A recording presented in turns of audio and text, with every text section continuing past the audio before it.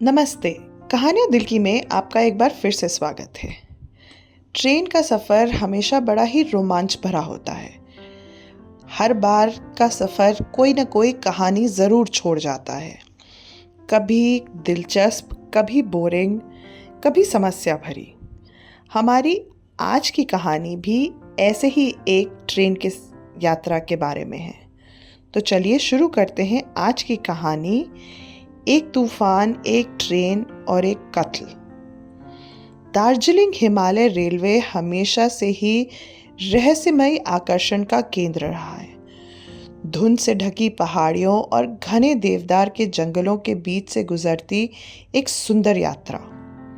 लेकिन उस सर्दी की रात इस ट्रेन का आकर्षण भयावह सन्नाटे में बदल गया।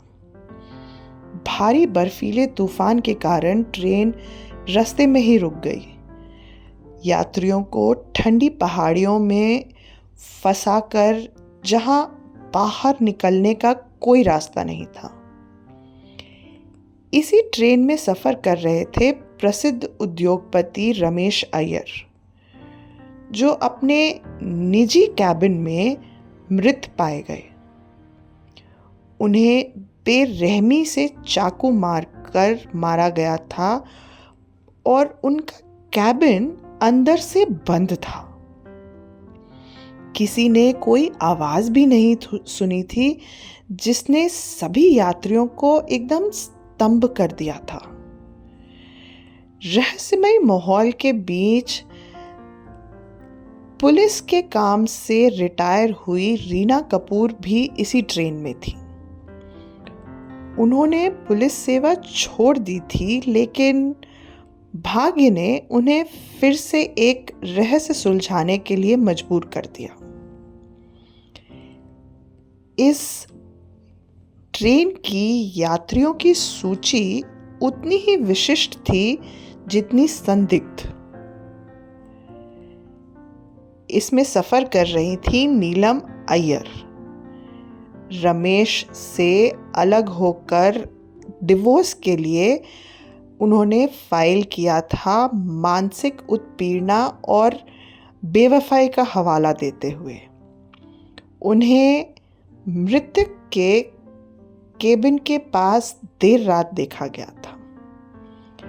अर्जुन मेनन, रमेश के बिजनेस पार्टनर, जिन्हें रमेश ने एक हफ्ते पहले ही वित्तीय हेराफेरी का आरोप लगाया था, उनका कैबिन रमेश के कैबिन के ठीक बगल में था।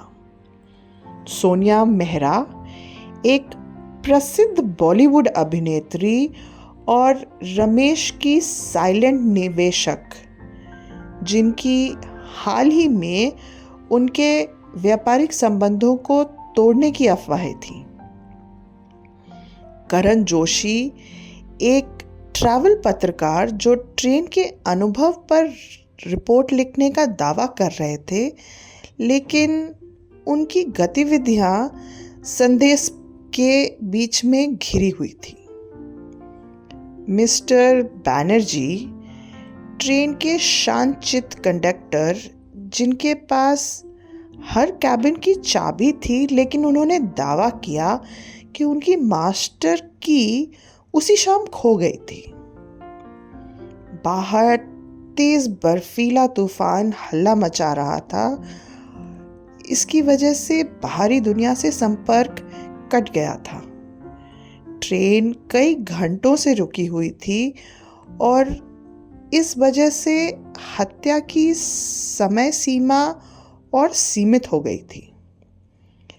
रीना ने जांच की शुरुआत की।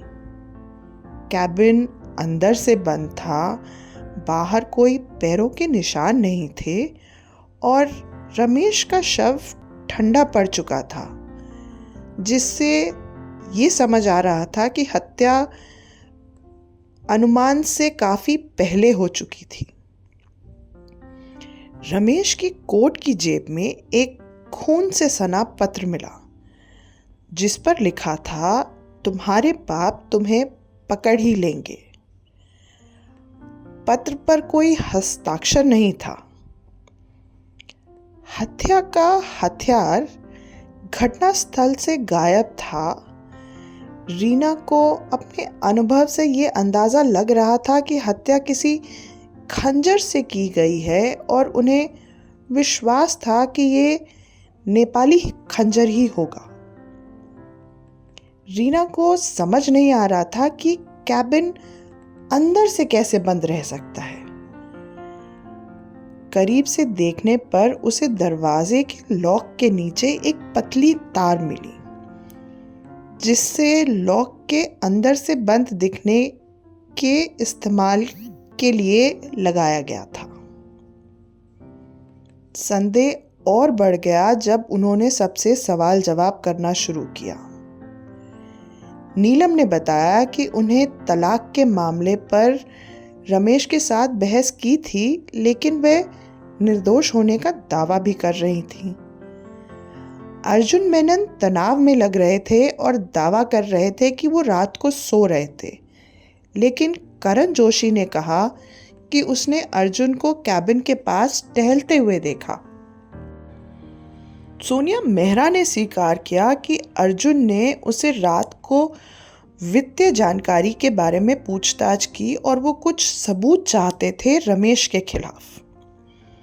करण जोशी को ट्रेन के सामान वाले डिब्बे में घूमता पाया गया और उनके कैमरे में रमेश और सोनिया की बहस करते हुए तस्वीरें थीं। रीना ने बैनर्जी के बयान पर फिर से गौर किया। उन्होंने दावा किया था कि मास्टर की खो गई है, लेकिन जब रीना ने उनकी कैबिन की जांच की तो उन्हें मास्टर चाबी एक डायरी में छुपी हुई मिली। बैनर्जी से दोबारा पूछताछ करने पर उन्होंने स्वीकार किया कि उन्होंने चाबी अर्जुन को दी थी। अर्जुन ने बैनर्जी के भाई की फैक्ट्री में हुई दुर्घटना की पुरानी फाइल निकालकर उसे ब्लैकमेल किया था। अचानक ट्रेन का इमरजेंसी ब्रेक किसी ने खींच दिया और रोशनी छपकपाने लगी और ट्रेन में अफरा तफरी मच गई। जब सब कुछ सामान्य हुआ तो सोनिया मेहरा बेहोश पाई गई। उनके हाथ पर हल्की सी चोट थी, जैसे किसी ने उन्हें चुप कराने की कोशिश की हो। रीना ने और जांच की तो पाया कि ब्रेक मैन्युअली खींचा गया था। ये नियंत्रण पैनल भोजन कार्य के पास था, जो केवल स्टाफ और कुछ यात्रियों को ही ज्ञात था। ये सब कुछ उनका महत्वपूर्ण समय नष्ट करने की कोशिश थी। उन्होंने एक बार फिर से खून से सने पत्र की ओर ध्यान से देखा और पाया कि उसकी स्याही कुछ फैली हुई सी है। जब मोमबत्ती की रोशनी में उसे परखा गया तो उसके नीचे एक संदेश प्रकट हुआ। बैनर्जी सब जानता है। ये पढ़कर रीना ने कंडक्टर बैनर्जी को एक बार फिर से पूछताछ के लिए बुलाया और उसने ये स्वीकार किया कि अर्जुन मेनन को उसने चाबी दी थी, पर यह उसने अपनी मर्जी से नहीं किया था।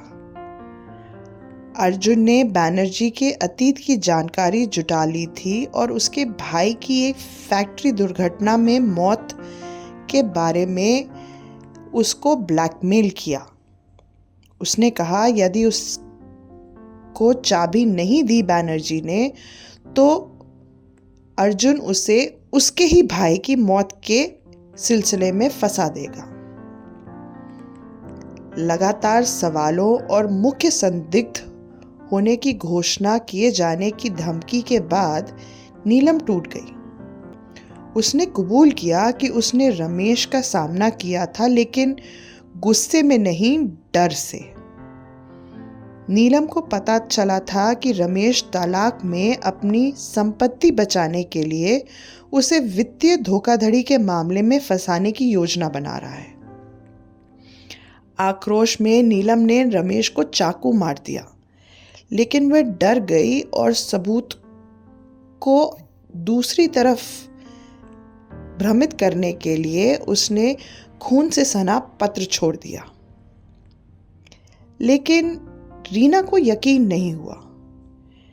रमेश के शरीर पर कई घाव थे और कुछ बहुत सटीक थे।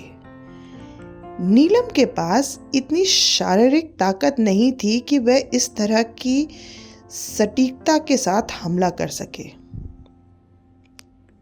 अब सिर्फ 3 लोग संदिग्ध बचे थे, अर्जुन, करण और मिस्टर बैनर्जी। जैसे जैसे रीना ने सुरागों और मकसदों को गहराई से देखा, वैसे वैसे अर्जुन मेनन सबसे अधिक संदेह के घेरे में लग रहे थे। जब अर्जुन को सारे सबूतों के साथ घेरा गया तो वो घबरा गया और उसने स्वीकार किया कि उसने नीलम और रमेश के बीच हुई बहस को सुन लिया था। उसे लगा कि यह अपने वित्तीय प्रतिद्वंदी और व्यक्तिगत दुश्मन से छुटकारा पाने का सही मौका था।